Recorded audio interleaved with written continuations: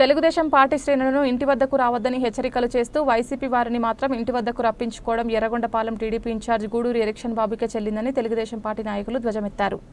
ప్రకాశం జిల్లా ఎర్రగొండపాలెం పట్టణం కొలుకుల రోడ్లోని మాజీ market yard chairman Chekuri Anjaneyulu ఇంటి వద్ద జరిగిన మహానాడు సన్నాహక సభ కార్యక్రమం జరిగింది. ఈ సభకు ముఖ్య అతిథిగా ప్రముఖ వైద్యులు మన్నె రవీంద్ర పాల్గొన్నారు. ఈ సందర్భంగా రవీంద్ర మాట్లాడుతూ 40 ఏళ్లుగా ఎర్రగొండపాలెం ప్రాంతంలో తెలుగుదేశం పార్టీ జెండా మోస్తున్నానని, అలాగే నాకు పార్టీలో అన్యాయం జరిగిందని ఆవేదన వ్యక్తం చేశారు. నేను రాసిన ఉత్తరం ద్వారా ఇన్ఛార్జిగా వచ్చిన వ్యక్తి నా మీదే కక్ష సాధింపులకు పాల్పడుతూ పార్టీ కార్యక్రమాలకు దూరం చేశాడని, పార్టీ కార్యక్రమాలకు దూరం చేయొచ్చేమో గానీ పార్టీని నా నుంచి దూరం చేయలేరని తెలుసుకోవాలన్నారు. కడపలో జరిగే మహానాడుకు మనవంతుగా అందరూ కదిలి పోరామని పిలుపునిచ్చారు.